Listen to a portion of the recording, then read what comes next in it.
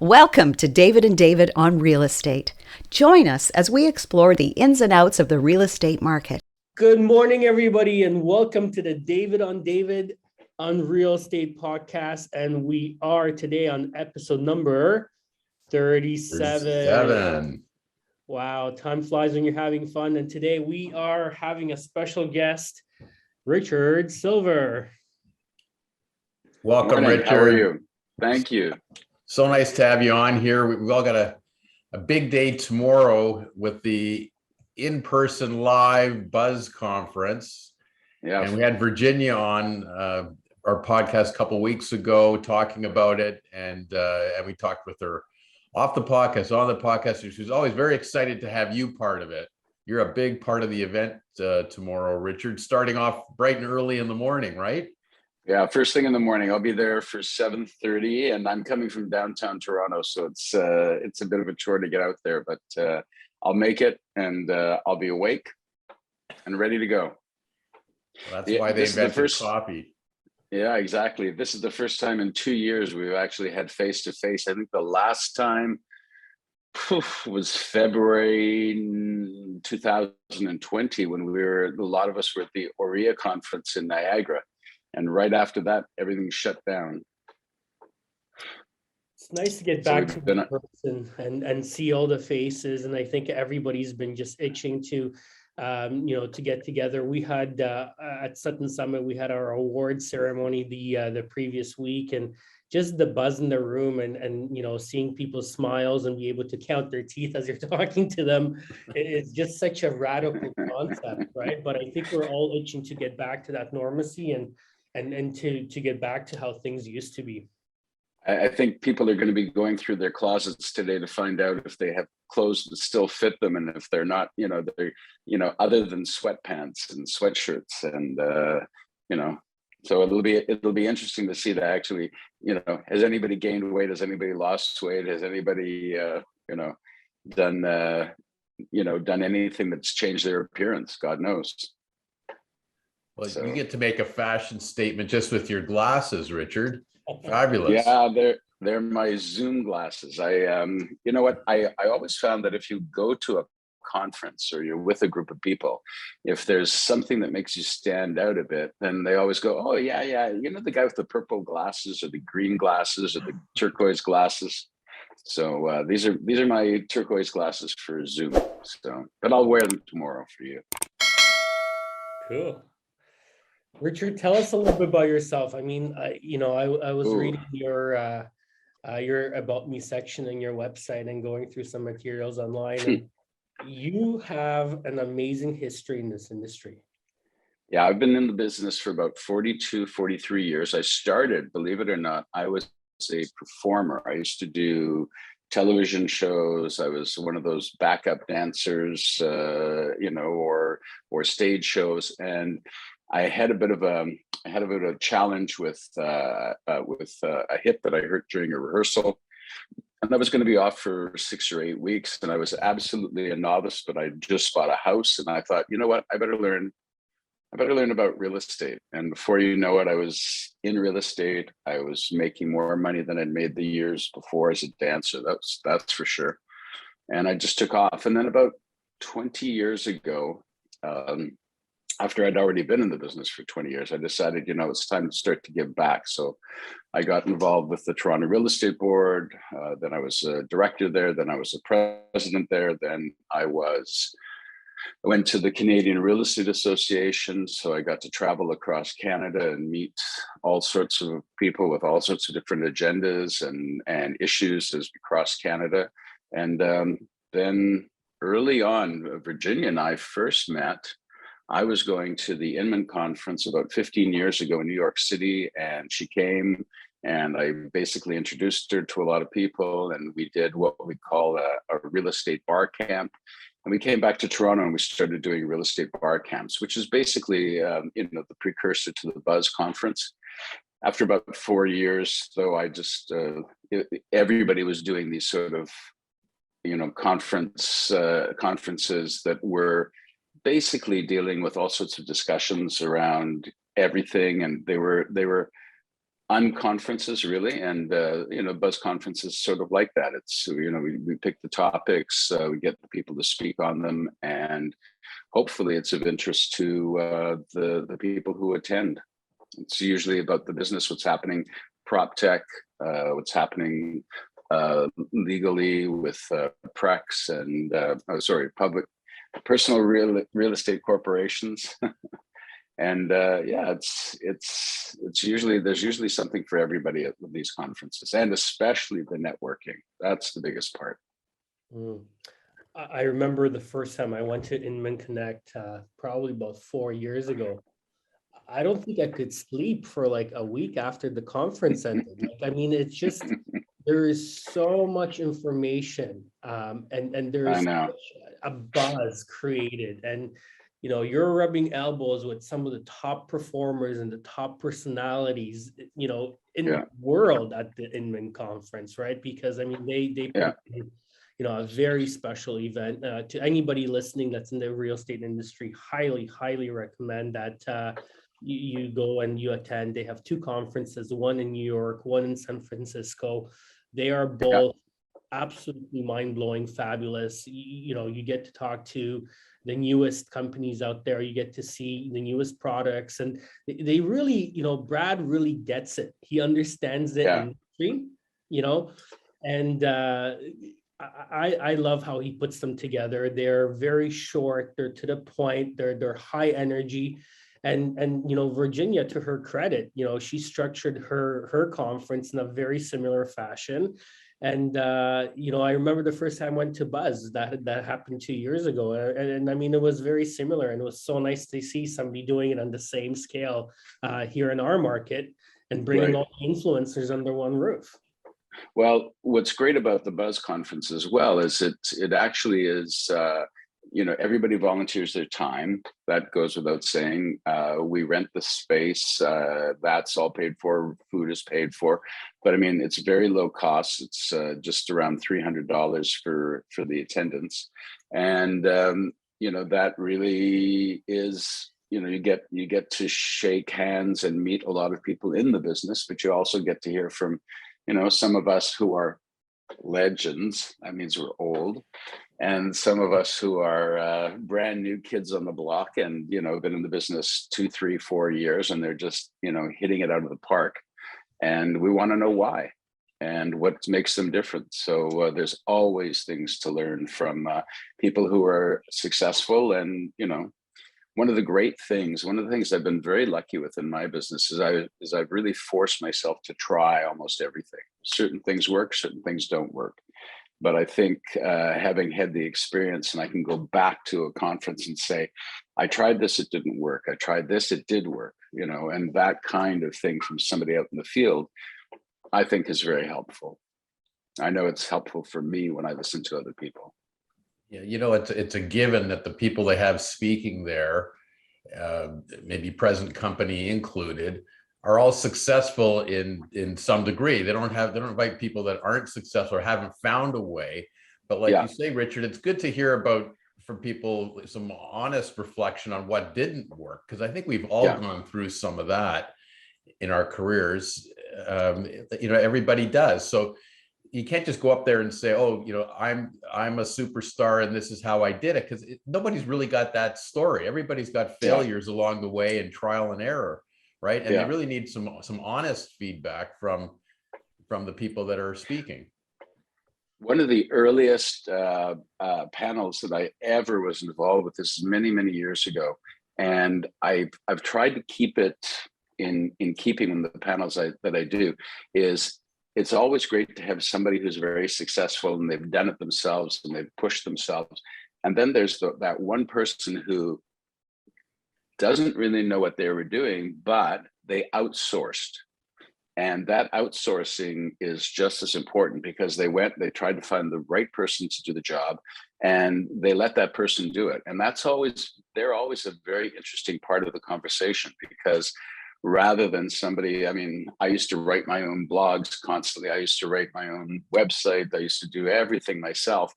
And at a certain point, you just have to start outsourcing. You have to almost try and clone yourself these days just to keep up.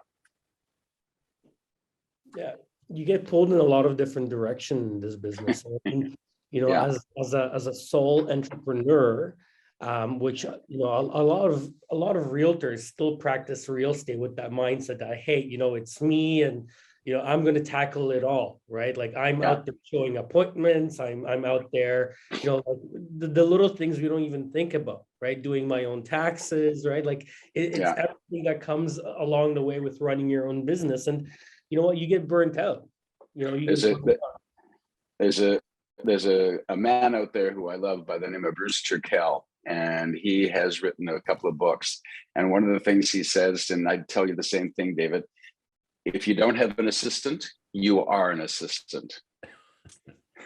So you've got to start, if you want your business to grow and get bigger, and you've got to start working with people who know what they're doing as well, and hire, and you've got to sort of, give them the right to go ahead and make suggestions and make changes, and say, yeah, these are good ideas. I'm going to listen to somebody else. Yeah, that's a hard point to get to. At least I've found that difficult because, I trust my own work, as a lawyer, because I know I'm going to write something, check it, proofread it, go over it again, think about it again before I put it out. So it's hard to delegate. I've learned the hard way. It's really hard to delegate and trust somebody else to do it. And it took me a long time. Now, I've got some fabulous associate lawyers, that I can really trust and get things out there. And I even did it last night. There was a change in the non-resident speculation tax that was announced. And my partner, Jonathan, sent out an email circulating to the lawyers saying, oh, there's been a change. Someone should write a blog on it. So this morning I said, okay, I'll do the blog. And he writes back, no, it's already done. One of our associates did it already. And I never thought someone else could do it. I should do it. I'm going to do it because, because it's got your name on it. She'll do a better job than me. She'll do a way better job than me. So it's a hard lesson to learn, but you have to trust others. Yeah, you do. You have to trust others, and you have to know that they're going to do a good job, and hopefully even a better job than you would do, especially when it comes to, writing. One of the things we always forget as well is because we're so immersed in the industry that we write as if we assume that the people we're talking to know exactly what we're talking about. And a lot of times they don't, especially buyers or sellers. They really don't. We're not speaking the same language. So sometimes when you get somebody who's not as immersed as we are in the business, then the language becomes completely different. Now, we won't even go near lawyers because God knows you guys have a whole language that none of us really understand. Yeah, but that's my issue. I don't always write properly to the audience that's going to be reading it. When we do blogs, it's really intended it's mostly real estate agents that are going to read it, and some consumers are going to read it.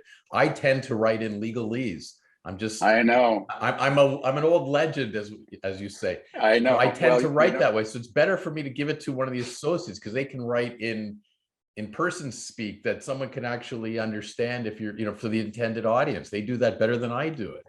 Yeah, one of the things I'm most proud of is years ago when I was on the MLS committee at the Toronto Real Estate Board, I was part of the group that took some of those forms that we use in real estate and did them in plain language.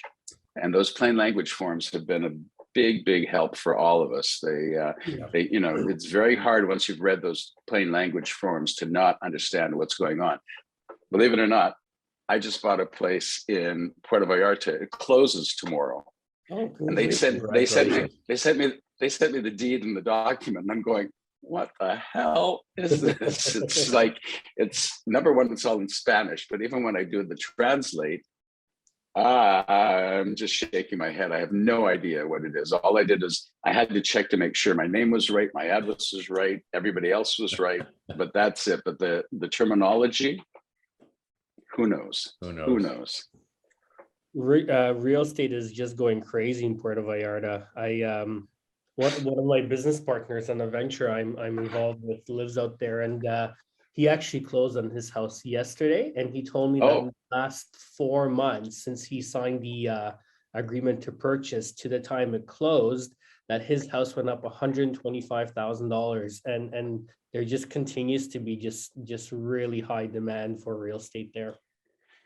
Yeah, it's interesting. I was on a podcast yesterday about international buying and selling, because we've just seen, and one of the things, I'm very lucky, I'm part of a couple of networking groups that are extensive around the world. And every time I talk to everybody, they're all talking about how real estate is increasing in value. The only market that seems to be slow, believe it or not, right now is New York City.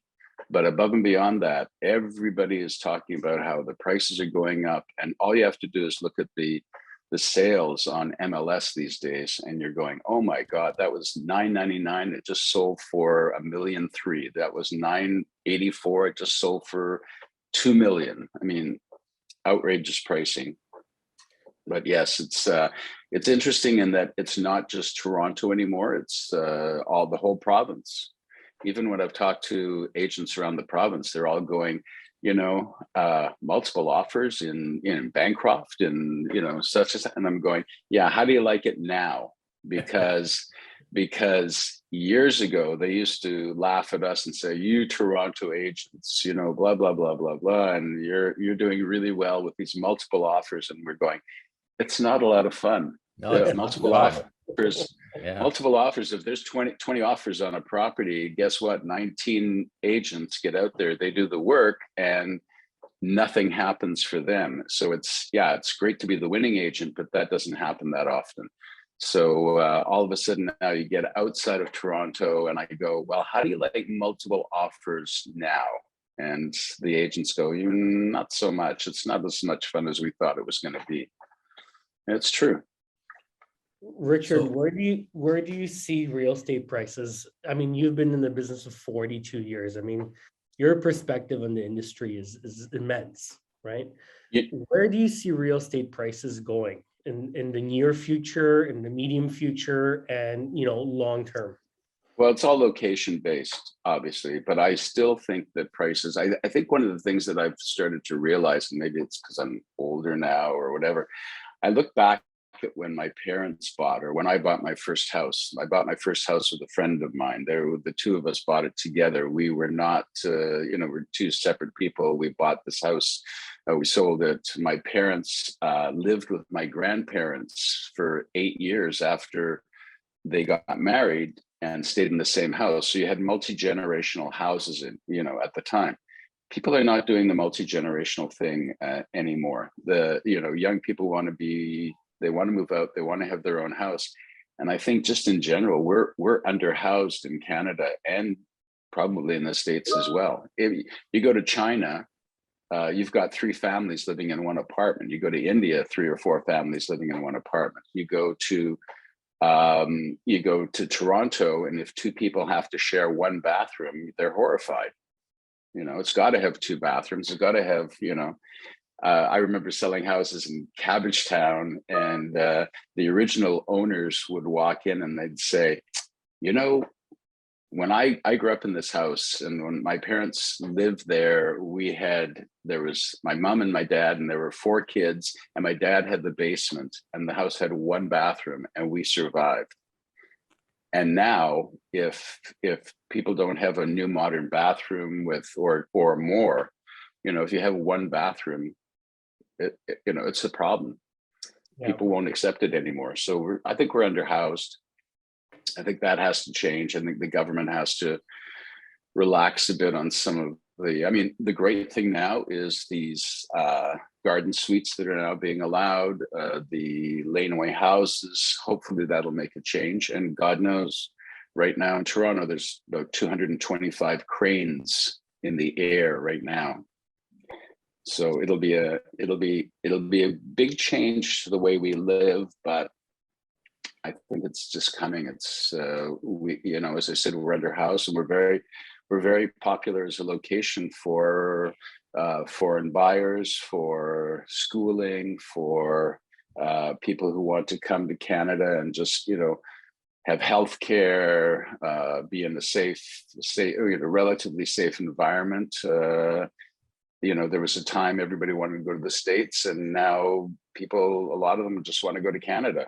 They feel a lot safer here. So on one hand, we've done a great job with the country. On the other hand, we've made it more popular, and it's going to be harder and harder for us to keep up with it. Yeah, but the cranes are sort of interesting because, we're getting all these condos built, which is great. But we've also learned the last couple of years that there's a lot of people that don't really want to live in condos indefinitely. It's sort of a short-term solution. That they really appreciate the fact that they have a backyard and want some space. Yeah. And there's certainly a shortage of those type of places, especially when we're talking GTA. Definitely. But then, you see, I've gone completely the other way. I just sold my large house with a large garden, and I decided I wanted to have a condo in Toronto, but also a condo or something down south. It was part of just a change. I got tired of the work. I got tired of the working on the house, and those are my friends. I mean, I love them to death, but they have the cottages, and they work during the week on the house, and then they work on the weekends at the cottage, and they work, at a certain point, you get to a certain age, you go, yep, been there, done that.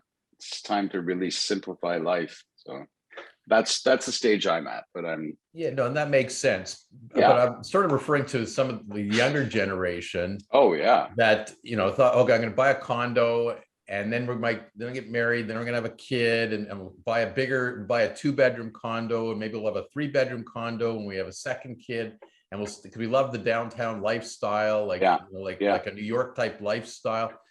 And then they realize there aren't 2-bedroom and 3-bedroom condos around to buy downtown, and not at a reasonable price. And then it's that generation sort of think, oh, you know what?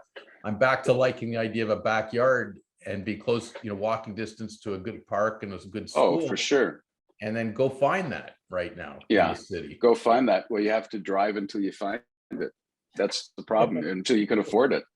Yeah. You drive away from the city until you get to a place where you can afford to live, and that's where you end up buying. But the good news, I suppose, after COVID, if there is good news after COVID, is that we've learned that we can work remotely. You can work remotely from, downtown Toronto, from Puerto Vallarta, from, there's a lot of options now that people have finally realized. I think people are surprised, I've always been one of these people who works from home. And my problem was always working from home meant that I was working too much, because it was very easy to come home and instead of just relaxing, to hop on the computer again or to do other work. And I think people are surprised that, the quality of the work that's happened over the past couple of years when people are working from home. And I think you are going to see a lot of people fight to not go back to the office, or to go back to the office on a very small scale. So it'll be interesting, the changes that makes in the demographics of office space and living, and seeing what's important. We also now, for the first time in a long time, right now I'm living in, we're waiting for a new condo to be finished, of course.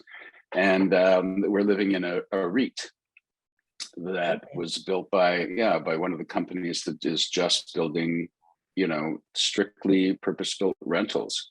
And what they seem to be doing now, and that's a big change, is there was a time when it was the apartment that was really, really important. And if it had a couple of facilities outside the apartment, okay, that was good. Now what we're seeing is these smaller apartments, but the facilities, the common areas, are amazing. They're like boutique hotels. So you've got a lot of those opening up now. And people are opting for, I'm not going to spend as much time in my apartment, but I'm going to get into they have like 3 or 4 boardrooms. They have entertainment spaces, gyms, hot tubs, pools, where they've really upped the value of the common areas rather than the apartment itself. So the apartments, it's, you go and you sleep there. It's like having kids, and worrying about their rooms. The reality is, at a certain point, they just go to sleep there. They don't go out and they're out partying most of the time. So they're sort of taken that attitude with some of the new buildings, that they really have great facilities outside of the apartment. Such an interesting trend, because when you take a look at the millennial population, they're not really buying real estate. You know, No, they're renting. A lot of them are renting. They want to remain fluid. They you Yeah. know, want to have the ability to, you know, try different neighborhoods and Yeah. hey, you know, I don't want to live here. I want to be able to walk to this neighborhood, and you know, I'm going to be on the other side of the city next week. And you know, it's a very, very interesting form of ownership that we're going into, right? But the one market segment that we've seen explode is the whole investor segment. You know, who's really buying real estate nowadays, right? If the millennials are not buying, but they need a place to live, then who is buying real estate? Yeah, it's people who, you know, first of all, we've never had a situation where the bank of mom and dad was so important in purchasing. And so if a millennial has, you know, the bank of mom and dad to depend on, it's a lot easier for them to actually do the purchase.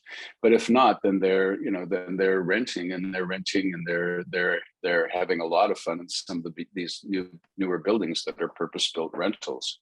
And the other ones, the units, you know, there's units selling.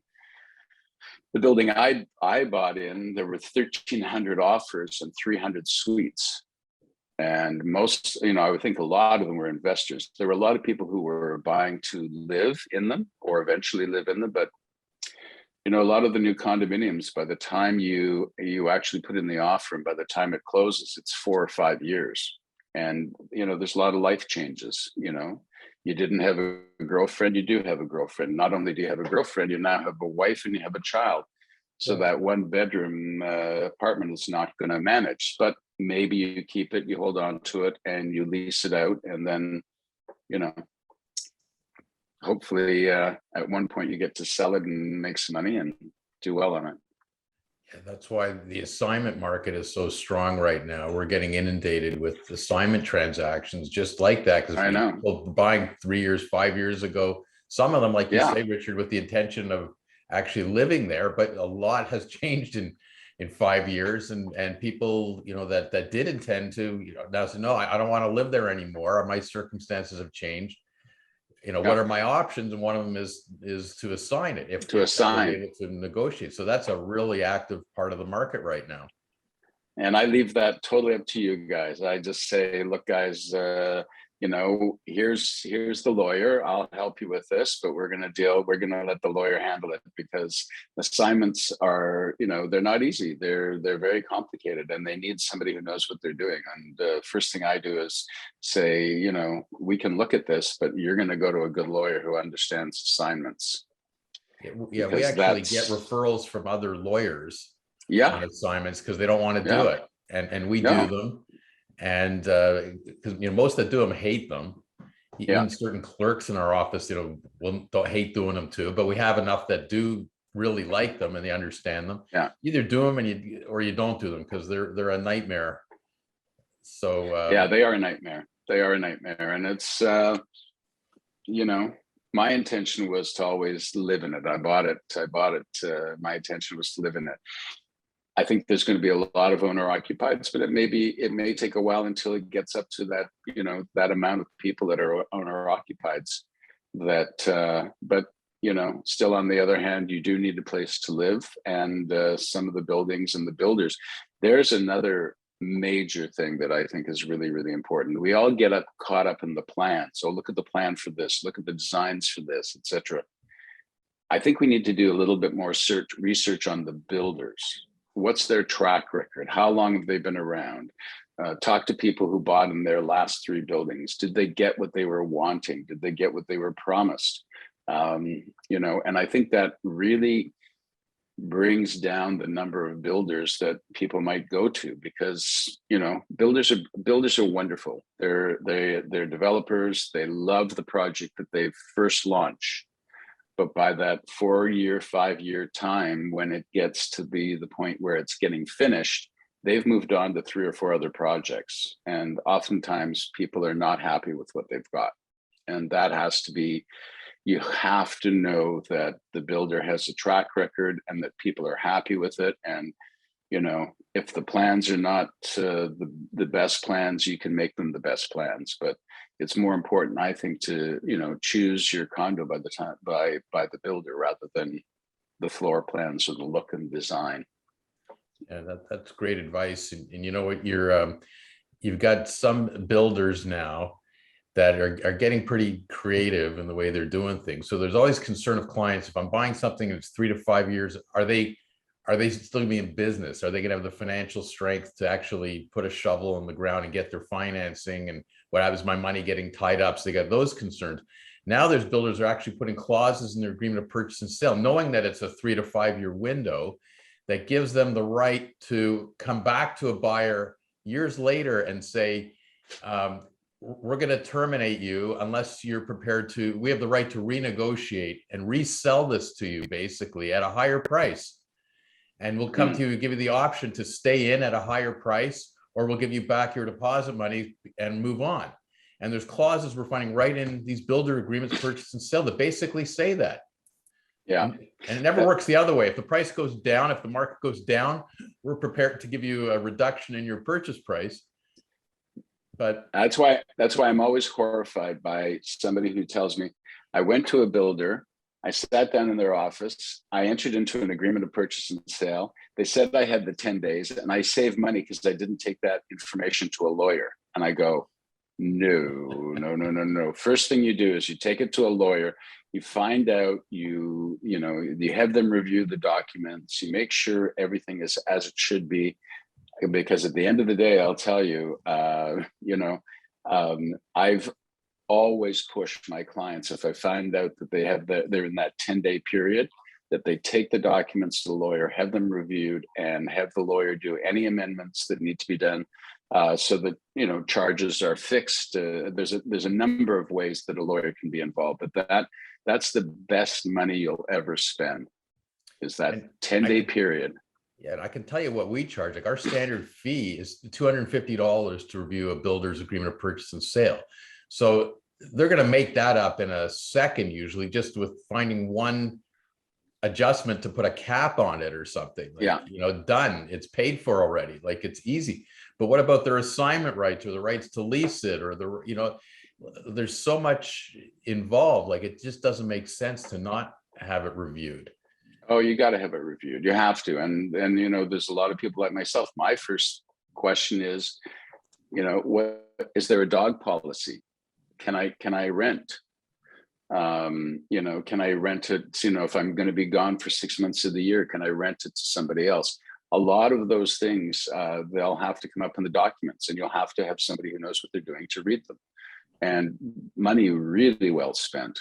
Money really well spent. Yeah, we hammer that home, I think, on almost every single podcast that we do. You know, the fact that you have to get status certificates reviewed, the fact that you have to get these agreements reviewed in the 10-day cooling period, because there's so many different things that come together. And, you know, when you're buying an apartment, you're not only buying the apartment itself, but you're buying the building as well. Yeah, I one of my clients, you know, wanted to buy a property. When we were showing the property, we saw dogs all over the place, and it was great. And then when the lawyer looked at the documents, there was a no dog policy. And all it meant was the board was not enforcing the no dog policy, because the client saw dogs there. And we had to tell them, look, there's a chance you get a different board. And all of a sudden they started enforcing that dog policy. And guess what? That dog that you depend on for, you know, a lot of emotional support or whatever, that dog has to go. And you know, you bought it with a no dog policy. You have to be aware of that. So yeah, and sometimes there's a pet policy, but there's limitations. You can have a dog, but it's only a certain size and weight. I know, right? there was one that I saw. I won't tell you the building it was in, but their pet policy is, as long as you can pick the dog up and walk it from the elevator outside, you can keep the dog. Well, What could I've possibly seen, be wrong with that policy? exactly, except in case you have a 150-pound dog, how are you going to, yeah, of course. And, these weightlifters and, I'm taking my Right. 150-pound dog out for a pee. I mean, That's clearly discriminating against small, weak people. There'll be a human rights complaint at some point. exactly. Right? Or yeah, exactly. Well, no, but it's I had to laugh when I heard that. It was based on, as long as you can carry the dog, you're okay. And I'm going, Yeah, the fact that the dog might eat your arm while you're carrying him has nothing to do with it. They don't have a psychological profile of the dogs required. You got to submit Yeah. that to the condo board. Exactly. And also you have to worry about somebody who has a 155-pound dog.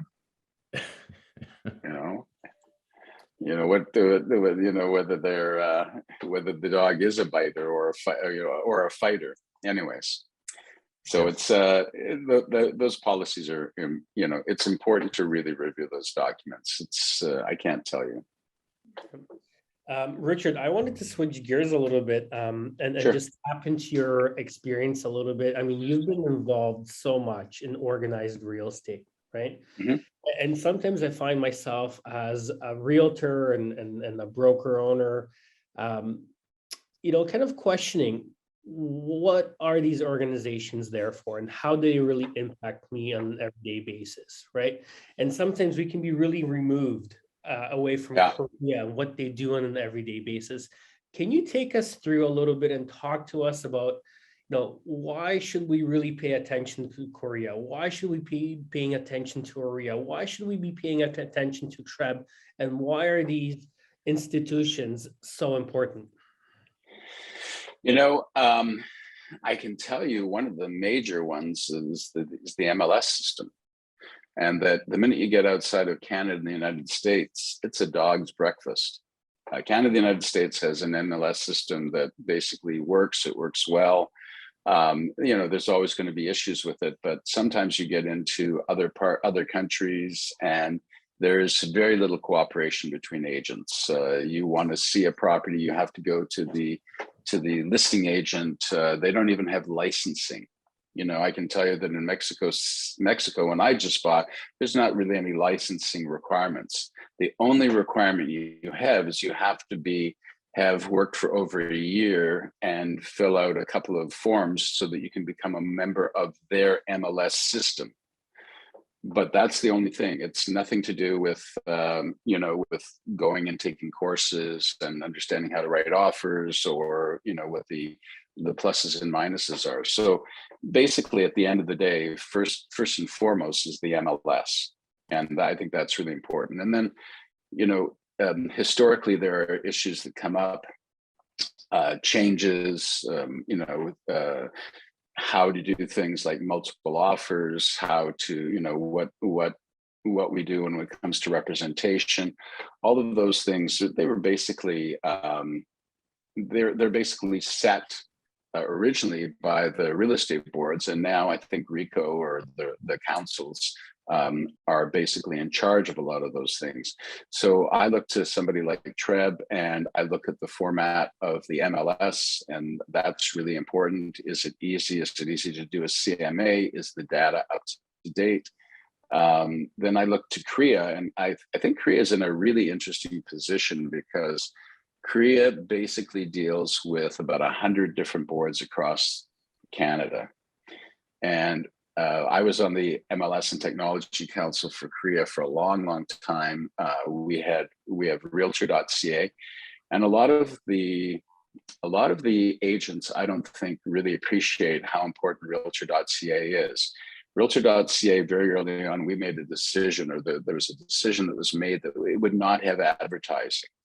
And I don't know if you looked at realtor.com in the US or any of the other Zillow, or they've all got advertising. They've all got you all have to sign on. You have to, but realtor.ca basically puts everybody on the same level playing field. If you have a listing, it gives the information. You're paying about $100 or $200 out of your CREA fees to have realtor.ca. and you're not paying the absorbent prices on some of the websites like realtor.com in the States. In the States, the National Association of Realtors sold half of their product. So now it runs for profit. And basically, if you want to be on that site, it costs you a lot of money to be there and to get the prime position that you have for, $100 or $200 a year on realtor.ca. And also realtor.ca is pulling data from 100 different boards that have different names for different rooms, different names for different floors, different names for, there's all sorts of different information and the languages. So I look to CREA for realtor.ca. I look to CREA and TRREB. TRREB gets hit a lot because it's the largest board in Canada and probably in North America as well, by dealing with the Competition Bureau. The Competition Bureau, I was president of TRREB when the Competition Bureau decided to come after us.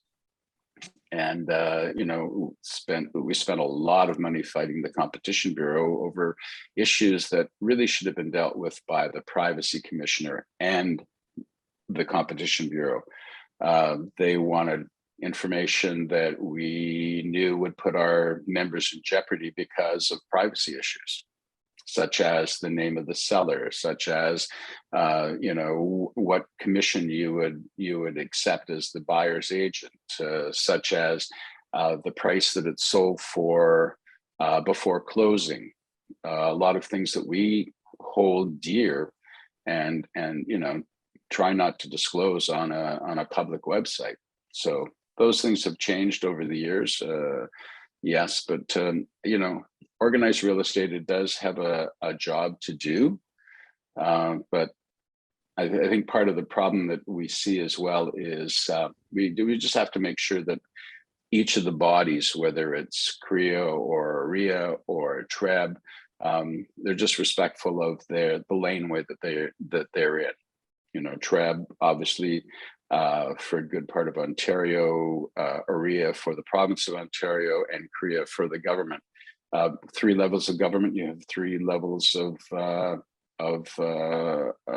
government to lobby, and that's important as well. We spend a lot of time and money over the land transfer tax, over the foreign buyer sales tax. You need those groups to lobby the government, and FINTRAC. FINTRAC is a much watered down version of what they originally wanted FINTRAC to be. So it's much easier now to do FINTRAC. The original proposition around FINTRAC was very, very difficult. It was very much harder than it is now. So wow, I really imagine that. yeah, you'd have gone, oh my God, it wasn't just getting the information off a license. It was really, they were putting us in a situation where you were acting as the police. You were taking a police position, and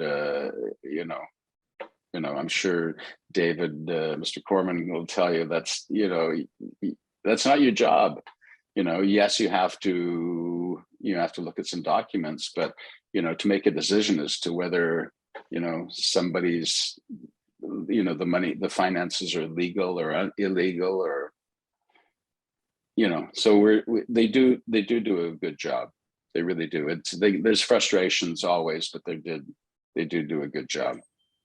Yeah, but that's the problem we all run into with some of the the legislation as it grows, and then the privacy laws, and then FINTRAC and things like this, and they do make you as an agent and make you as a lawyer do stuff that's really not part of your job, or shouldn't be part of your job. You shouldn't be policing certain things, like in our profession, like we're policing fraud all the time. Exactly. They want us to get ID and verify that it's accurate ID and it's not fraudulent ID, and so all of a sudden we got to be experts. And my receptionist, when they hand her the driver's license, she's got to be able to tell if it's a fake or a real one. It's not at some point, that's not our job. Like, we've got to accept that they give us, and look for certain red flags, but we're not the police. Yeah, and that's one of the big problems with a lot of new agents as well. I find that they get out of their laneway. They start making decisions or start advising people on certain things that they should never be involved with. Yeah. Oh, I'm having problems with this. Oh, I'll look after it for you. No, that's not your job. Your job is to market the property and to get the best price possible for the house. Stay out of, tell them to call their lawyer. Talk to the person who is can actually do something about this. Don't think that by my job as being a great realtor is to do absolutely everything for the client. Just remember what it is that your job is. Be very clear on that, and be clear on it with your client as well. And if they want you to do things that are not in your wheelhouse, you have to say, it's really something you need to talk to your lawyer about. It's really, you need to speak to your bank manager. It's really, you need to speak to your mortgage broker about. You have to just stay in your wheelhouse. Yeah, and we talk about that all the time on these podcasts, having a good team around you and how important that is for every agent. And it goes back to your comments earlier about delegating. Like, you have to know what you can do, and you have to delegate it. So part of the delegation is to delegate to that team of other experts, the mortgage broker, the lawyer, the home inspector, etc. The stager. Like, you can't do it all, but you have to have an ability to tell your client, I can get you somebody, I can get you proper help or proper advice. Like, that's an important role. I remember once, very, very early on in my career, I went with information in a survey that was given to me by a lawyer, and the survey information turned out to be wrong. And the client decided, when he had to abate the price, that he should take it from my commission. And it ended up, I was working for a broker who, said, no, that's not right. And it ended up in court. And the judge said to this man, was Richard's job surveying the property and walking the property? No, that was the surveyor's job. The surveyor made a mistake. So it has nothing to do with what Richard was doing. So, Richard's job was to market the house. Did he market the house? Yes. Did you get offers? Yes. Did you sell the property? Yes. Well, that has nothing to do with surveying the property. So, it was a very interesting learning experience right away, which was stay in your wheelhouse. Great advice. I love it. We are seeing the court system rule in favor and support realtors in a really big way, a lot more now than they have in the past. And recognize the profession and recognize the hard work that realtors bring to a transaction. So I think that's a really big positive step in the industry as well. Huge. Yeah, huge. Right. Much better. And luckily, 43 years, that's the only problem that I've ever had, through the legal system. But it's interesting. There's a number of realtors you'll talk to, and they say, "Well, I did this, and I went to that situation." Oftentimes, it's the minute they get out of their wheelhouse, that's when they get in trouble. So I just keep on telling new agents, just know what your job is and do your job and do it the best you can. But don't get into, emotional things or divorce situations, taking one side or the other. Your job is to sell the house. Your job has nothing to do with the husband, the wife, the kids. It's just your job is to sell the property and get them the best price possible. That's it.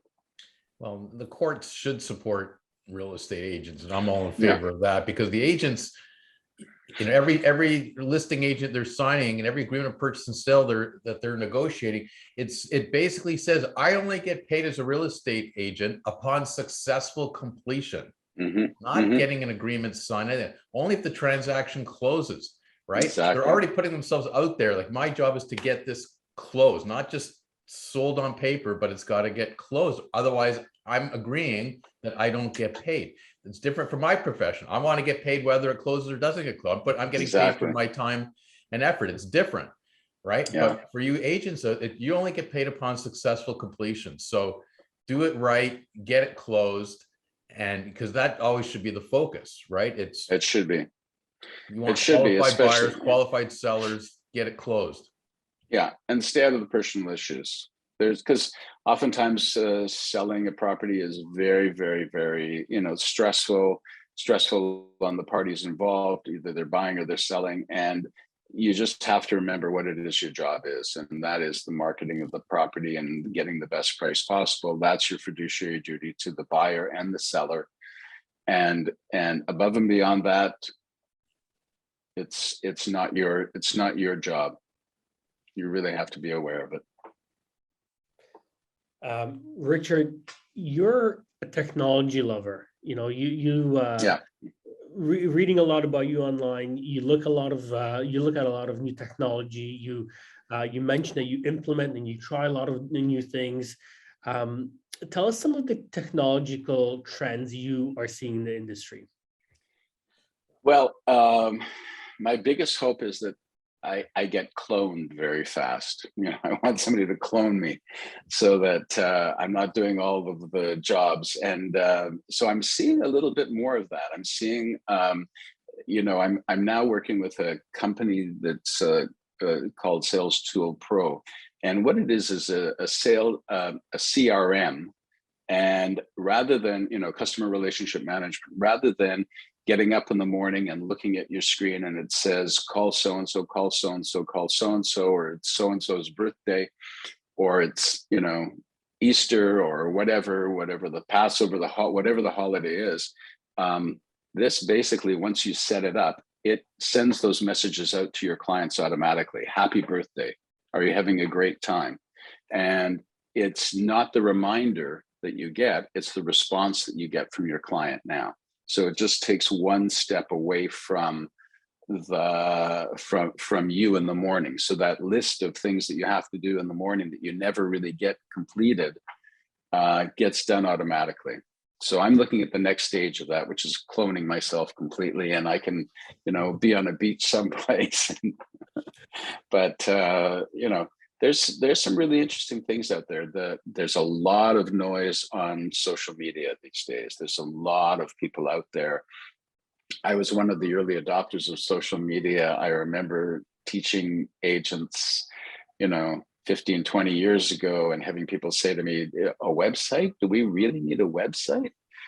And then cellular phones, and I was the big one that you carried around, and but as long as it makes my life easier, I'm fine. I love all this technology that can help me achieve more during the same time period. I think that's what's really important. And there's some great stuff. I'm very lucky. There's a group called Reach, and it's across Canada. There's a number of people who are mentors for technology companies. I'm part of that group. It was set up originally through the National Association of Realtors, and now there's a Canadian version. And it's, there's a lot of different companies that come to us. We look at about 10 or 15 companies a year that have products that they want to sell to realtors, and they come to us for us to review them, for us to give suggestions to them, just strictly on a mentor mentee kind of a situation. And that's really interesting, because there's a few of them that I think, yeah, these are brilliant. I'd love to see them happening. Part of the thing about Inman you mentioned is, I don't know, I'm an original Inman person. So I think I was the first one, maybe somewhere between 15 and 20 years ago. I went to my first, and the number of technology companies that have come and gone and lasted and not lasted, and changes, and come over the hill and not made it up the hill. It goes on and on. There's a lot of stuff out there that has gone by the wayside. So finding the right things that you think are going to work and assisting them to get the proper coverage and to get the proper usage at the end of the day, it's very, very important. It's very important. I think the successful ones that have staying power in the technology advancements are ones that are really tools to be used by real estate agents to make their lives easier and allow them to work even when they're on the beach in Puerto Vallarta and sell real estate in the GTA, as opposed to the technologies that are being developed with the intention of replacing real estate agents. Like, you don't need an agent. You just go online, pick your property, negotiate your price. It's all there for you. Like, do you see that day coming, or are those the ones that are going to fall by the wayside because we need technology as a tool for today's real estate agent? You know, I think there's always going to be those people who want to take the property, take the job away from the realtors and make it something that is totally automated. It doesn't seem to have taken traction ever. There's always been some new toy that's come across, and at the end of the day, it's facilitated our information. But at the end of the day, they still come to you and they ask you the questions. They really, you know, people want to, for the most part, get the advice of a good realtor. I mean, you know, I'm in Mexico. I'm a realtor. I find a realtor who I think knows what they're doing, going to get the job done, and I get them to do the job for me. Yes, I could do it myself, especially there because you don't really need licensing, but you know, there's a lot of stuff because it's not something I'm new to. I don't understand how their system works, how a system works. I still need a realtor. I needed a realtor to buy, and I'll need a realtor to sell in that country. And so here, I think it's the same thing. There is so much information. You need a realtor, you need a lawyer, you need an accountant. Always, you know, I don't think any of those jobs will ever be, you know, ever be transmitted to technology. At the end of the day, you need to have the person to advise you. Well said and well spoken, because I think that's the fear that some people have with technology. Like, you know, I want the person, if we encourage the technology too much, it's there to replace us, but it's not. In my profession too, when title insurance came in 30 years ago, I remember. Oh, no more lawyers. Title insurance is coming in. We're just going to use a system of title insurance, and you don't need lawyers. So no lawyers will be practicing in real estate anymore. Well, it's 30 years later, and we're still here. Now the title insurance is very important. Like, you know, it's really good, but it doesn't do what we do. There's differences, and we have to use their technology. We have to adapt, right? Well, I was very involved in the opening up of the electronic signatures, because I was one of the first users of DocuSign. It was actually DocuSign came to me and they asked me to try and use it. And of course, you know, getting the electronic documents to the lawyer and them saying, no, it has to be wet signature. It has to be, the client has to come into my office. It's been very interesting over the past 2 years with COVID, where the client hasn't been able to go to the office. And all of a sudden, you know, the lawyer has got to use some sort of signature program like DocuSign. And it's changed. You know, it took us a long time. Remember, the Electronic Signatures Act that we use in this province was first legislated in 2001. Wow. And it's only now that we are getting full use of electronic signatures through both the buying and the selling of property, and actually the transmission of the property as well. So I give it to you. I hand it to you, lawyers. You're a little bit slow on the mark, but no, we are still, like, you in your end of the transaction, you've been using DocuSign for a long time, and we really, at our end, to close a transaction, we couldn't use real electronic signatures until COVID happened, and all of a sudden, you know, things changed, and then we were allowed to use documents. Electronic signatures were okay, but not if something had to be sworn. If it was a declaration or an affidavit, we couldn't. But then COVID, the government said, okay, we got to find a way to get around that too. And in our office, we just said, okay, whatever we needed before there was a sworn document, forget it. We're just going to say, I certify that this is true, instead of I swear that it's true. And then the government passed all of a sudden overnight, okay, you can take a sworn document through video conference as long as you do A, B, and C. Okay, so, and then we're never going back. The genie's out of the bottle. No, we're not. Yeah, genie's out of the bottle. Well, it's like crypto. Okay. Yeah, everybody says, oh, well, and now we're going to buy and sell real estate in crypto. And I go, yeah, I can see me going to a lawyer and giving him a document where the property has been bought and sold in crypto, and the lawyer saying, well, that looks really nice, but we have to convert all the crypto to dollars and cents and cash before we do the transaction. So, that's another one that I think people are thinking, oh yeah, that's going to be the next thing, is everybody's going to be buying and selling in crypto. Well, it's going to be a big learning curve for all of us if that's the case, because a lot of, the transactions, even the transactions that I've heard of, everything has to be, yes, it can happen in crypto, but the actual closing and the deposits and the cash has to be converted into cash. Right. We First, before it certified does. funds. Yeah, certified funds. Yes. Now you're converting it from crypto to cash, and then you're going to convert it back to crypto after. Like you have to work on that one a little bit, Richard. Yeah, I think so. Well, I'm going to buy my next house in gold. I'll buy it in gold. And gold bricks. You've got that. Gold bricks. Yeah. I think the United States is a little further ahead of us, because I know there's escrow companies that actually specialize in the conversion of crypto. In crypto. So it's in California where, a lot of this originated, and there's a lot more money and a lot more at stake when it comes to cryptocurrency. But, it's one of those trends that, again, people are talking to and paying attention, and it's pretty mainstream, and a lot of people are getting behind it in a big way. Yeah, it's interesting because, even if you mention the word escrow in Canada, most people shake their head. They don't know what you're talking about. But I know that the property that I'm buying in Mexico, it's all based on escrow. And so the money has transferred into the escrow account, and then tomorrow it'll, transfer over to the seller through the escrow account. It's totally unfamiliar to me, because I'd never bought in the US I did buy in the US many, many years ago, but I can't remember that it was, I think we did it through lawyers as well at that time. It was in California, and I think they have a lawyer-based system.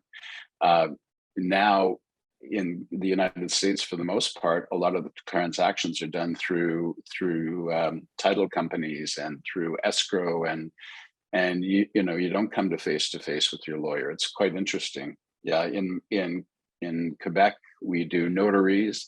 In Mexico they do notaries as well.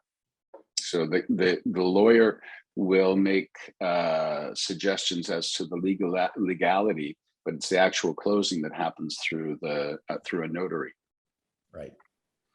Different systems in the U.S. It's different every systems. State regulates their own systems. So some are complete title insurance systems, and the lawyers still have a role depending on the property, but sometimes it's a much more marginal role that they play. And it's standardized forms, standardized agreements, standardized escrow documents. There isn't a lot of negotiating in the forms.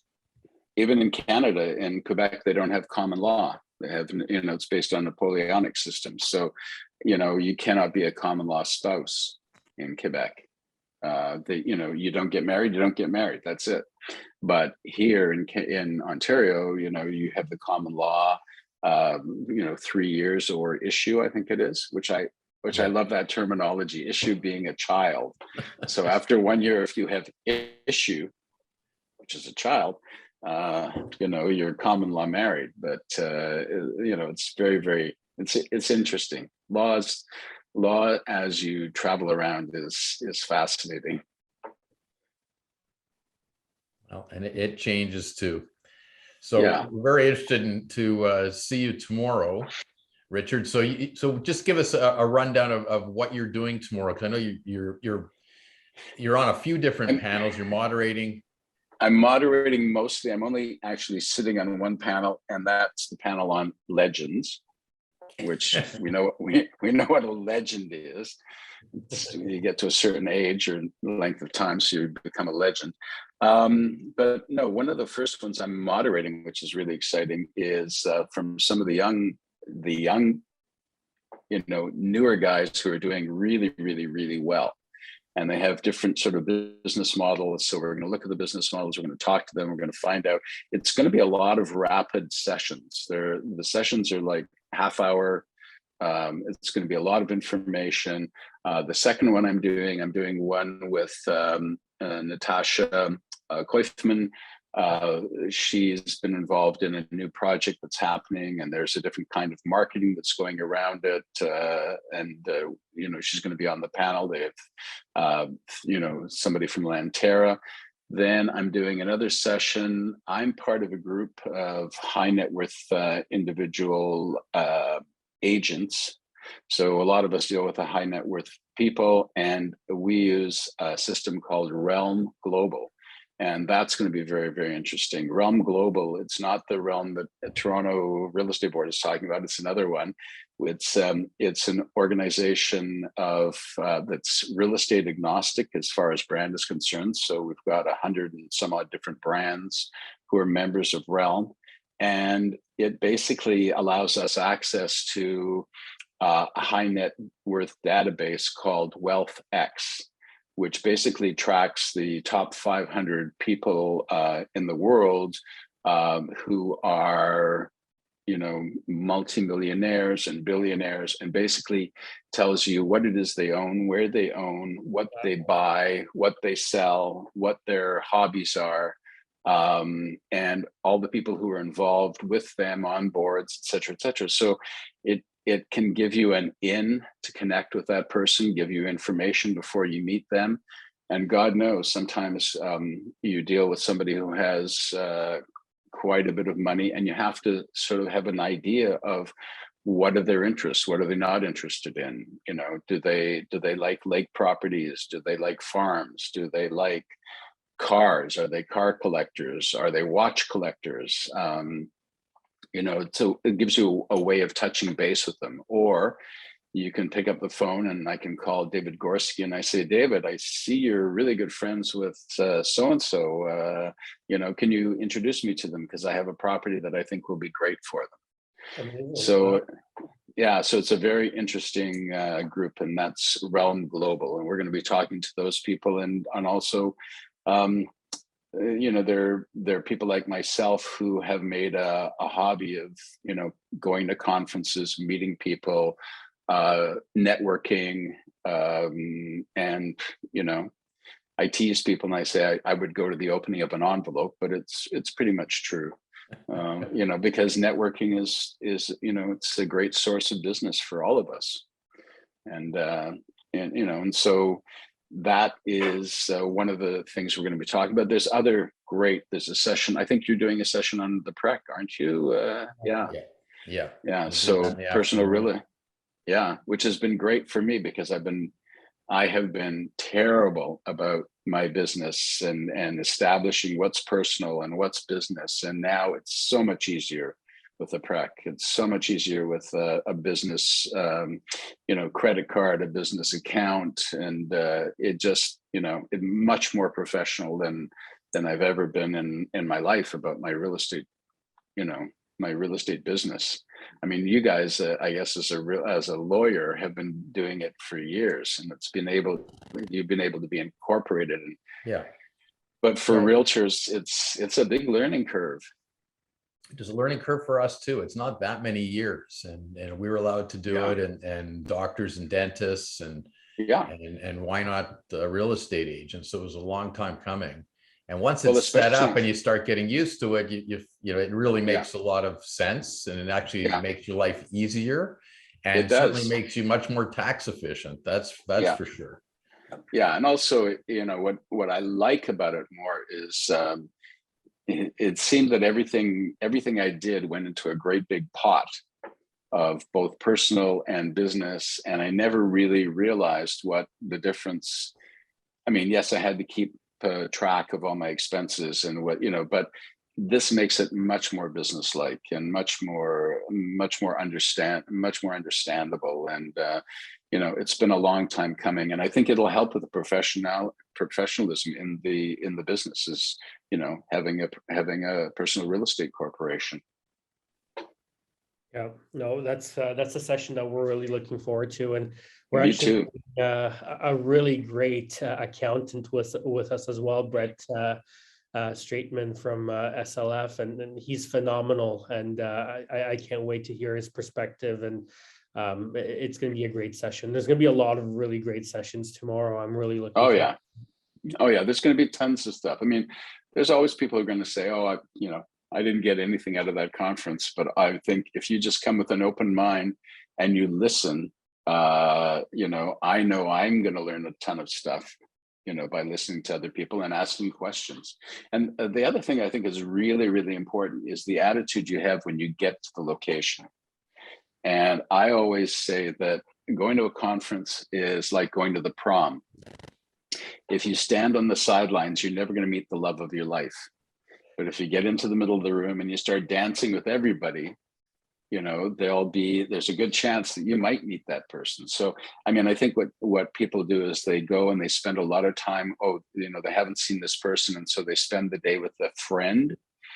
Spend days with people who aren't friends. Spend the time with people who, you don't know, but maybe you're interested in knowing, and, make that step. Don't just stand in the sidelines. I think, these are networking events, and networking is the primary word.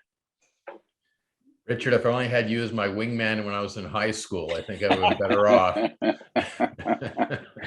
I'm sure you did fine, David. I'm sure you did fine. Seriously, the reality was, I was an overweight kid.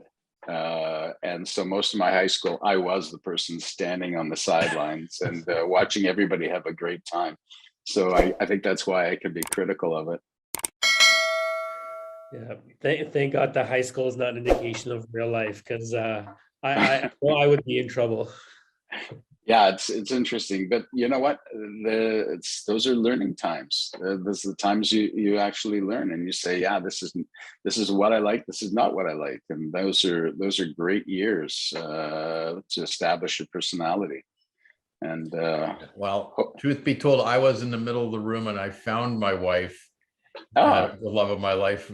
42 years later, but we were in high school at the time, because I did get in the middle of the room, so to speak. And so I'm a living example that works. See, as well. Perfect. It happens. Yeah. So, and David, I won't ask about your high school experiences, but you were probably the jock. Let's leave those conversations for in person for tomorrow. with a beer in hand, right? With a beer in hand. Absolutely. Yes. Absolutely. Okay. All right. Richard, thank you so much for jumping on today. It was honestly a great conversation, and great to really tap into your experience, and it shows every step of the way. Thank you for everything you've done for the real estate industry as well. Pleasure. You've given back a lot, and I know that you're going to continue to give back a lot as well. But I look forward to meeting you tomorrow at the Buzz. Really looking forward to it, actually. Face to face, your first time in 2 years, face to face. Whoever thought that would be, something we'd be living with? Did we ever think that? Never. No. All of a sudden, to actually be able to talk to people without a mask on or with a mask on. By the way, tomorrow, masks are optional. It's up to you, personal decision, whether you wear a mask or not. Mississauga has lifted their requirements for masking. So, just make sure you do your own thing, and be careful, but I'll be out there saying hello to everybody. All right. Very good. Thanks, Richard. This has been great. Pleasure. See you tomorrow. All right. Bye-bye. Best wishes. Bye.